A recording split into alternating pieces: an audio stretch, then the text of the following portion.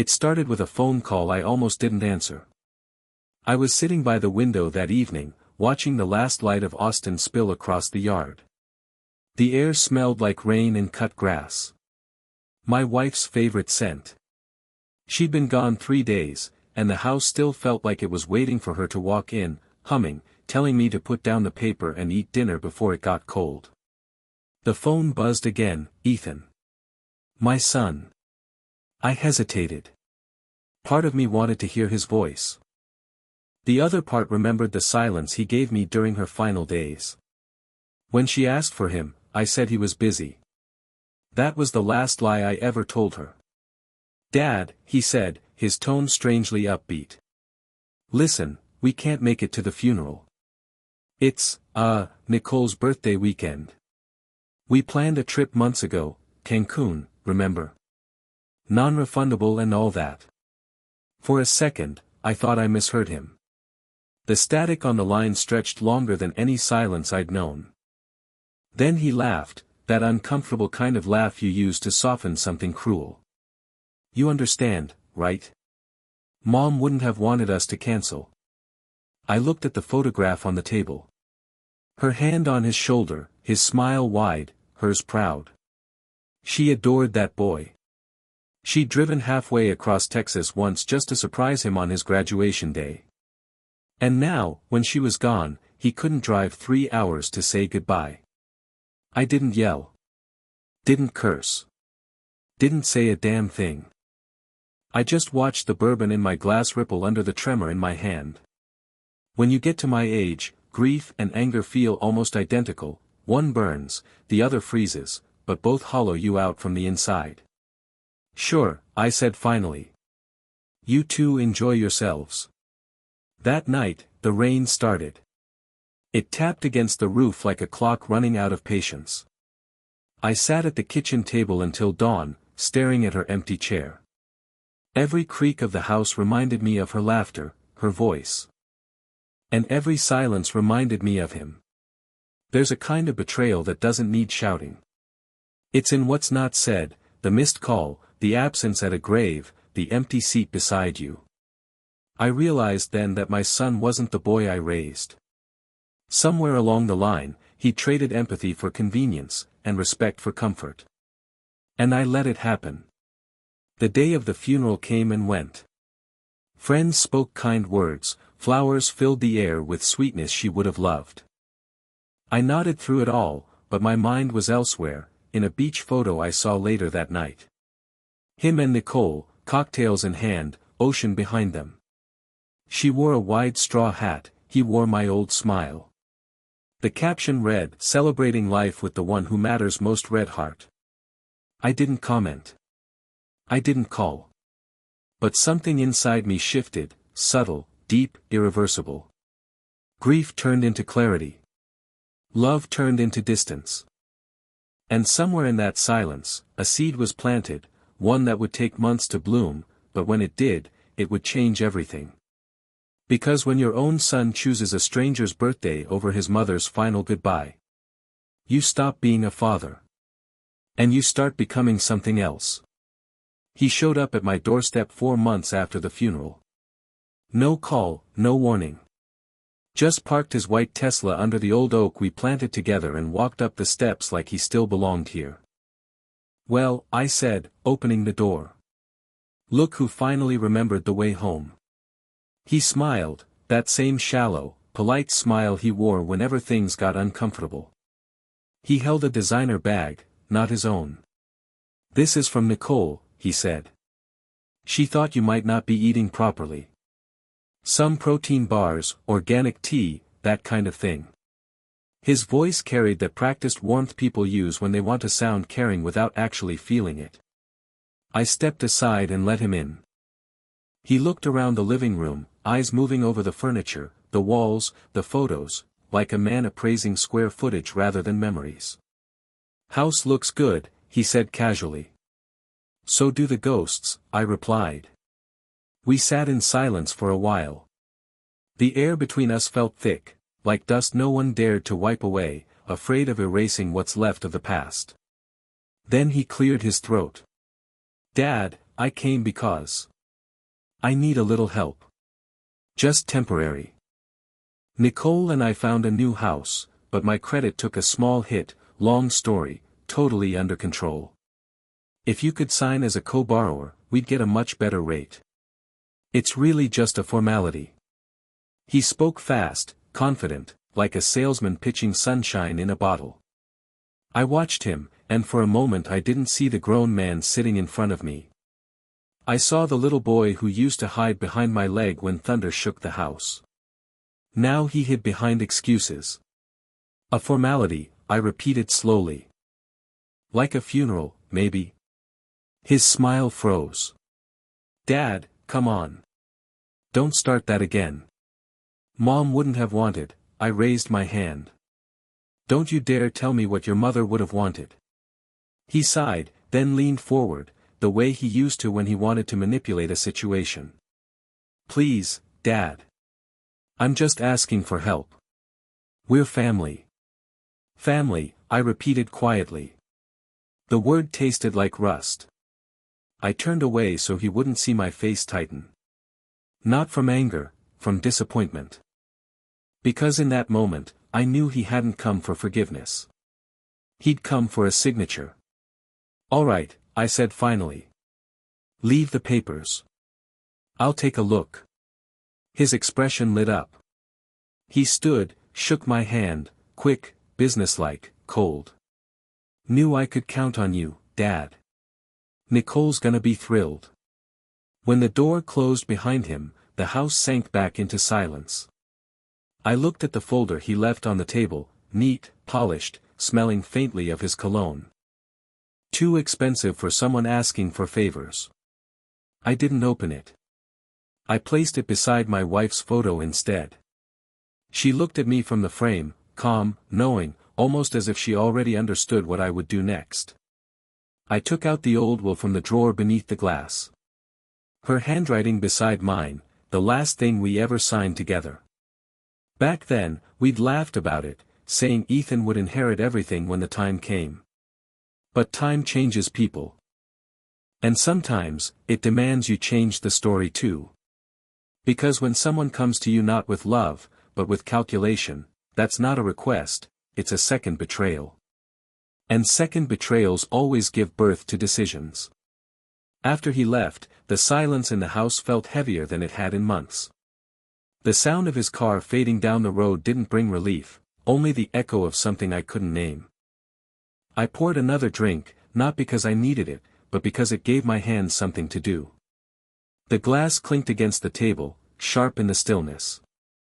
On the table beside me sat two things, the folder he'd left, and the photograph of the woman who'd loved us both. Her smile looked different now. Maybe it was the lighting. Or maybe it was the way guilt changes the way you see the dead. I stared at that picture for a long time, until my reflection in the glass merged with hers.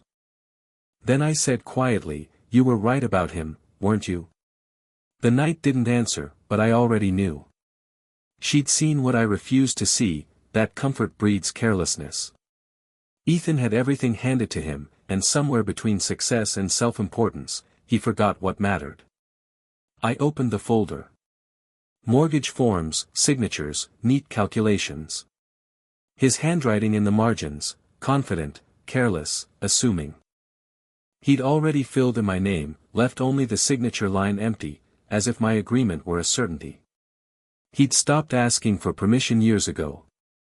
And now, he'd stopped expecting respect. That was when the first thought came. Not loud, not vengeful, just quiet, deliberate, like a match struck in a dark room. I didn't want to destroy him. I wanted him to see. To finally understand what it feels like to lose something you thought was yours by right. Because that's what death teaches you, nothing belongs to you forever, not love, not time, not even family. I turned her photo face down. It wasn't anger, it was focus. There's a moment in every man's life when grief stops being about tears and starts being about truth. For me, that moment came right then, under the low hum of the refrigerator and the rain beginning to fall again outside. I made a list. Not of debts, not of money, of lessons. I wrote, 1. Gratitude cannot be inherited. 2. Love cannot be demanded. 3. Forgiveness must be earned. 3 lines. 3 rules. And under them, 1 plan. By morning, I had clarity. I wasn't going to yell. I wasn't going to fight. I would give Ethan exactly what he asked for, a signature. But attached to it would be something far heavier than ink. I called my lawyer, James. He'd been with our family for 25 years, a loyal man with a quiet sense of justice. James, I said, I want to make a few changes to the will. There was a pause. Of course, Mr. Harris. Any particular reason? Just, time for some things to find their rightful place. He didn't ask more. He knew better. Then I called my accountant, requested a few files, moved some assets, and by the end of the day, the picture had shifted. The company shares, the savings, the lake house, all retitled. Nothing gone, nothing hidden. Just, redirected. A man doesn't have to take away wealth to teach value. Sometimes, he just needs to make it conditional. That night, as I walked through the quiet house, I felt something I hadn't in months, peace. Not happiness. Not satisfaction. Just the calm of a man who finally knows what he has to do. Before I went to bed, I wrote a letter. Not to him, to myself. It said, he thinks I'm signing a mortgage. But I'm signing a lesson. One he'll never forget. Not out of cruelty. Out of love. I folded it and placed it under the photo. Then I turned out the light. They say revenge is a dish best served cold. But mine wasn't cold at all. It was warm, patient, and made of everything a father has left to give, truth. I didn't sleep that night. Not out of grief, not anymore, but out of focus. There's a kind of stillness that only comes when you stop wishing things were different and start shaping them as they should be. By dawn, I'd already made 3 calls and poured 2 cups of coffee, 1 for me, 1 for habit. James, my lawyer, arrived just after 7. He'd been my friend long before he became my counsel. Gray hair, slow movements, eyes that missed nothing. I assume this isn't about standard estate maintenance, he said, setting down his briefcase. No, I answered. This is about education. He gave a small smile. Your son. My son, I confirmed. He needs to learn what inheritance really means. We spent the next few hours going through documents, quietly, efficiently. Every signature, every clause. I moved portions of my estate into a charitable trust under my late wife's name. The company shares were reassigned to an educational fund for single mothers, something she'd always wanted to do but never had the chance. James looked up at one point. You realize this means Ethan gets nothing directly? Oh, he'll get something, I said. Just not what he expects. The real brilliance of revenge lies not in destruction, but in precision.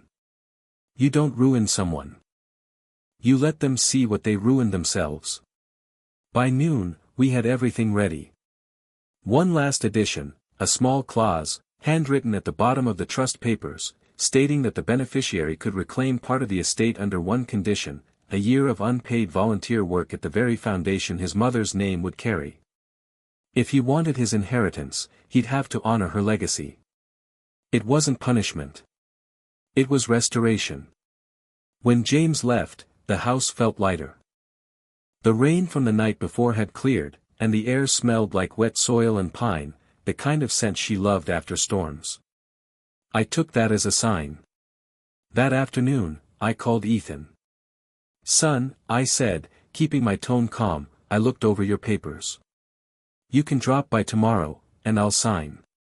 Relief burst through his voice. Thank you, Dad.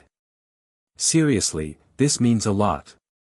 I'm sure it does, I said, and hung up. He came the next day wearing the same cologne, same confidence. Nicole stayed in the car, tapping on her phone. He walked in, grinning. I knew you'd come through. Of course, I said. Fathers usually do. I handed him the signed folder. His eyes didn't even glance at the pages, he trusted the signature more than the man behind it. Thanks, Dad. Really. He reached out to hug me. It was quick, half-hearted, the kind of embrace that leaves your soul untouched. Before he could leave, I stopped him. There's something else, I said. I updated my will. James will send you a copy next week. You should read it carefully. He frowned slightly. Everything okay? Everything's perfect, I said. For once. He left, his car pulling away in a flash of white. I stood by the window, the same one I'd sat by when he called from Cancun. The same view, same silence, but I wasn't the same man. The house no longer felt like a tomb. It felt like a waiting room, waiting for truth to arrive. Over the next few days, I finalized everything. The trust was filed, notarized, sealed. My accountant confirmed the transfers. The house was appraised, the account settled, and one letter, written in my hand, sealed in blue wax, was placed in James's folder. It was to be given to Ethan 1 year from that day, regardless of what happened. Inside that letter were no threats, no accusations, just a message. Son, if you ever want to understand what love looks like, go stand in front of the building with your mother's name on it. Then ask yourself why it took you so long to get there. The plan wasn't about revenge anymore. It was about balance. You don't curse those who betray you, you let them face themselves in a mirror they can't escape. That night, I poured one last drink and sat by the window again. The air was calm, moonlight spilling across the empty chair where she used to sit. I lifted my glass slightly and whispered, "Don't worry, love. He'll learn. Just not the way he expected." And for the first time since she died, I didn't feel the need to talk to her anymore. Because my actions were already speaking for both of us. It happened 2 weeks later. James called me that morning to say the documents had been received, processed, and filed. My estate, my life's work, now belonged to causes she believed in. The house, the land, the savings, all tied to her name. Every cent would build something she would have been proud of. And Ethan? He still hadn't called. That didn't surprise me. People like him only reach out when they need something. Gratitude doesn't fit in their vocabulary, it has no transaction value. On the 3rd week, I got a message. Short. Dad, I got your lawyer's package. Can we talk? I waited a day before replying. Of course.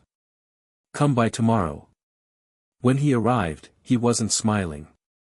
The confident posture was gone. His shirt was untucked, hair a little unkempt.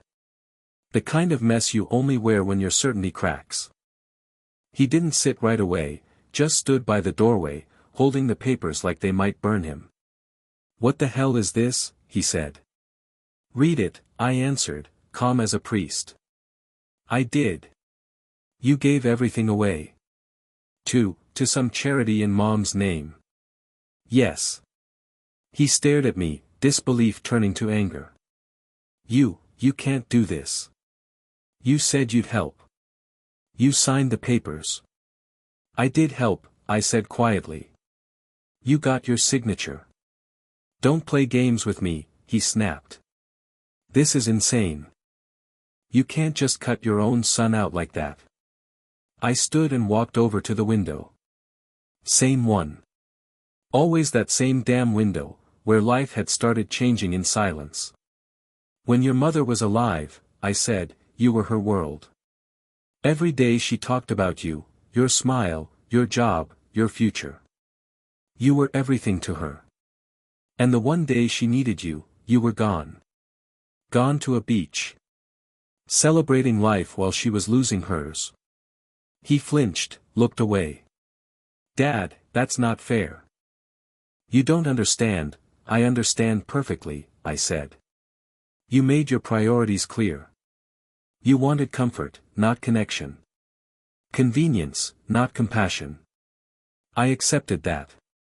But I'll be damned if I let you inherit something you never valued. His voice cracked with something between rage and desperation. You're punishing me. Over one mistake. One mistake, I repeated softly. Is that what you call it? Missing your mother's funeral wasn't a mistake, Ethan. It was a statement. He threw the papers on the table. So that's it? You just give it all away. No, I said. I gave it meaning. He blinked, confused. I gestured toward the clause at the bottom of the trust, the one written in my own hand. You want your share. It's simple. 1 year of volunteer work at the foundation. Your mother's name is on the door. You'll hand out meals, organize events, meet the people she wanted to help. When the year ends, you'll receive everything back, the house, the funds, the company shares. But not before. He looked at me like I'd spoken another language. You're serious. As a heart attack, I said. Consider it the only inheritance worth earning. The silence stretched. He wasn't used to conditions, only to rewards. Finally, he said, Nicole's not going to like this. Then Nicole can get a job, I said. He didn't reply. He just stared at the floor, the anger draining from him slowly, replaced by something far worse, realization. I thought you changed, he muttered. I did, I said. Your mother's death changed me. It taught me that love without respect is just a habit. And habits die hard, just like people. He left without another word. The door closed softly, almost respectfully this time. I stood there for a long while, listening to the sound of his car fade into the distance, that same white Tesla, shrinking down the road like a ghost of old arrogance. Then I turned to the window again. The sun was setting, bleeding gold across the horizon. The light fell over her photo, the one I'd turned face down weeks ago. I lifted it, wiped the dust from the glass, and placed it upright again. You can rest now, I whispered. He's starting to learn. That night, I didn't pour a drink. Didn't need to. For the first time since she died, the silence didn't feel like a wound. It felt like peace. Because revenge isn't always about taking something away. Sometimes, it's about giving someone the exact chance they refuse to take, and making sure this time, they don't waste it. A year passes slower when you stop waiting for it. Spring bled into summer, summer into fall. The leaves in the yard turned the color of rust, then gold, then gone. I spent my mornings on the porch, reading the paper I barely understood anymore, drinking coffee that never seemed strong enough. But the house was quiet, peaceful, and that was enough. I didn't hear from Ethan for months. No calls, no messages, nothing. At first, I thought he'd ignored the clause. Maybe pride had won, maybe Nicole had talked him out of it. Either way, it wasn't my concern anymore. I'd made peace with the idea that my lesson might never reach him. Not all seeds grow where you plant them. Then, one Sunday in late September, a letter came. No fancy envelope, no printed label, just his handwriting. Inside, a short note. Dad, I've been at the center for 6 months now. Didn't think I'd last a week. But I get it now. Mom was right, helping people changes you. There's this old lady who reminds me of her. I fix her heater every Thursday. She calls me, kiddo. If you're not too busy, maybe you could visit. They're naming a new wing after Mom next month. I read that letter 3 times. The words weren't perfect, the grammar was off, but it was honest, and that made it beautiful. For the first time, I heard my son's voice again, not the businessman, not the beggar, but the boy I used to know. 2 weeks later, I went. The drive took 2 hours.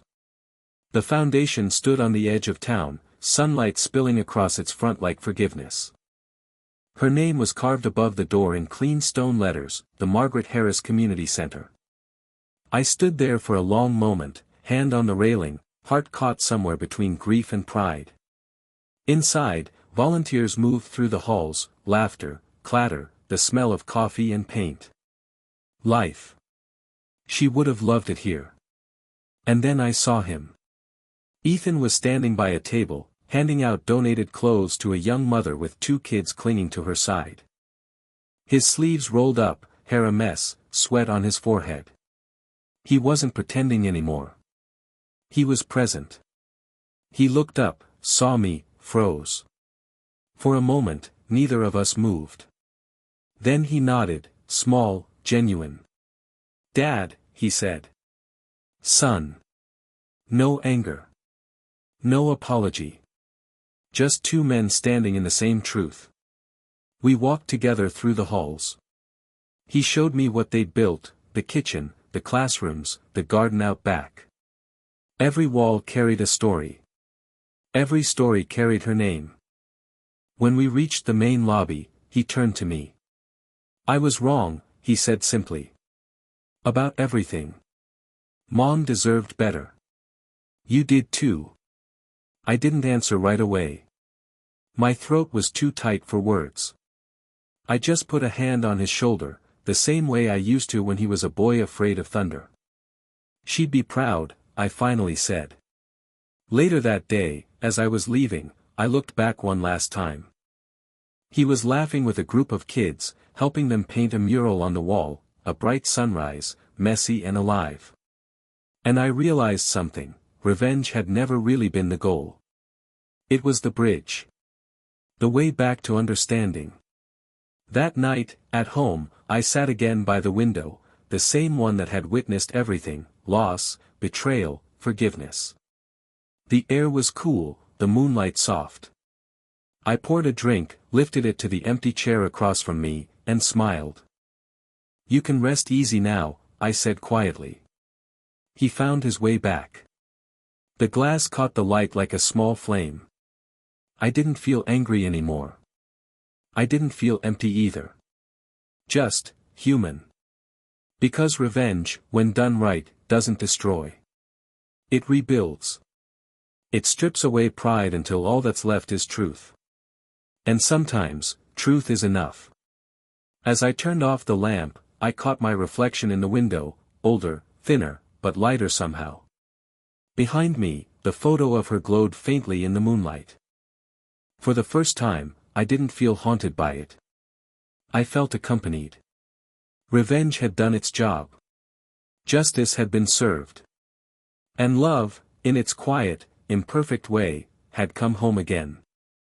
If this story spoke to you, please like, subscribe, and leave a comment. I'd love to hear your thoughts. You can continue the journey by clicking the box on the left. Thank you for being here.